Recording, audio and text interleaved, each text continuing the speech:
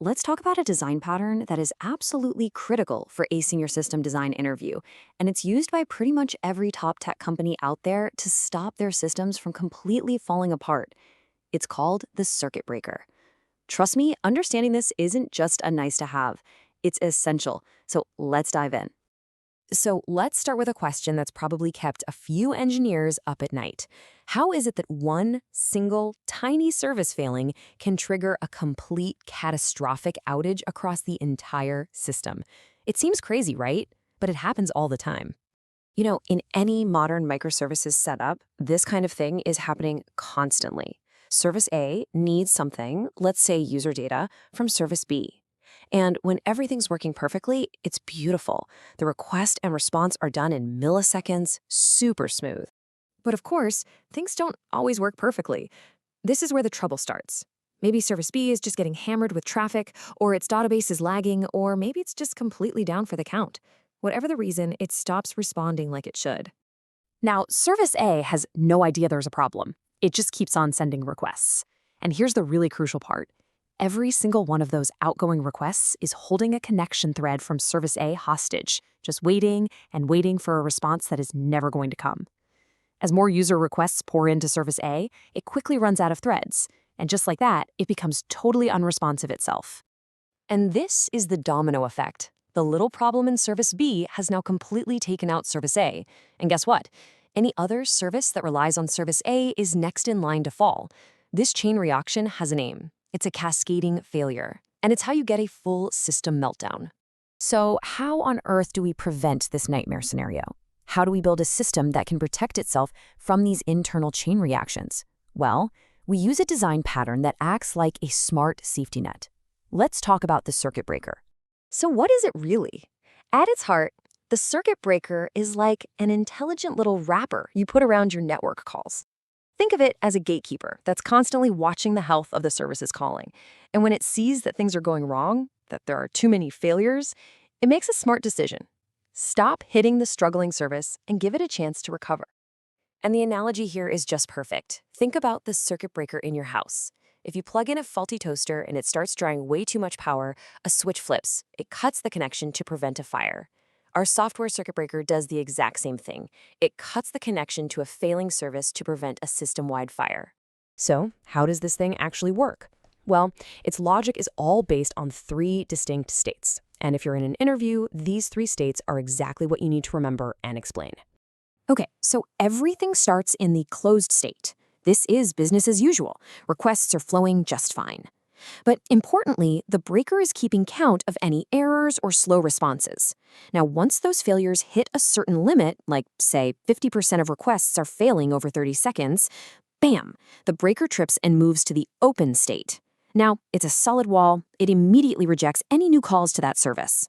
Then, after a set cooldown period, it carefully moves into the half-open state where it lets just one single test request go through to see if the service has recovered. And that right there is the entire life cycle. If that one test request in the half-open state succeeds, amazing. The breaker resets itself back to closed and normal traffic resumes. But if it fails, nope, it trips right back to the open state and the timer starts all over again. It's a really elegant self-healing loop. Now, let's just compare this to what people often try first, a blind retry strategy. Just retrying over and over when a service is clearly down, well, that's like hammering on the door of a house that's on fire. It does nothing but exhaust your own resources and actually prevents the failing service from ever recovering. The circuit breaker, on the other hand, is so much smarter. It protects the calling service, stops the cascade, and, this is the key phrase, it fails fast. It gives the struggling service the breathing room it desperately needs to get healthy again. Okay, but just having the circuit breaker isn't the whole story. To build a system that's truly resilient, we also need to think about what the user actually sees and experiences when one of these failures is happening. So what happens when that circuit is open? Instead of just throwing a big, ugly error back to the user, we can implement a fallback. This is our chance for what we call graceful degradation. Maybe we can return some slightly older data from a cache, or just provide a generic default response, or even just a simple message that says, hey, this feature's temporarily down. Anything is better than a full system crash. And here is a major pro tip for your interview. Retries and circuit breakers are not enemies. They're actually best friends. You can set up a simple retry policy, maybe 1 or 2 retries, to handle tiny temporary network hiccups. Then you wrap that entire retry logic inside a circuit breaker. That way, the breaker only trips if the retries are consistently failing.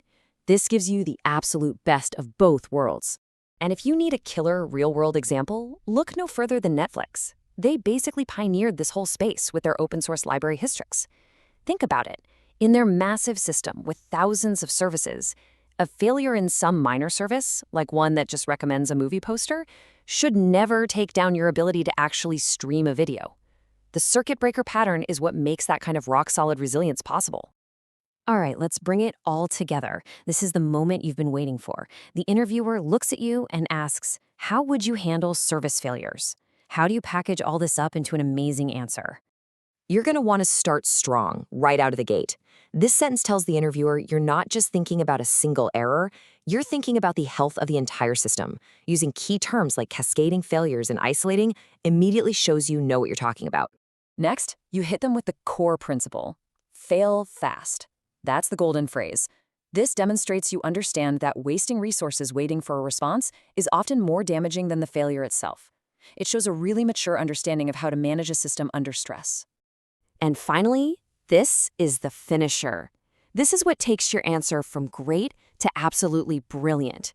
It shows you're not just thinking about servers and code, you're thinking about the end user. Mentioning a specific fallback, like serving cache data, proves you're a well-rounded, product-aware engineer. So let's quickly recap the traps to avoid. The beginner mistake is to just suggest retries and nothing else. The intermediate mistake is implementing the breaker but totally forgetting about the user experience in the fallback. But the expert move is understanding the role of the half-open state. That's the magic sauce, the self-healing part that makes a system truly resilient.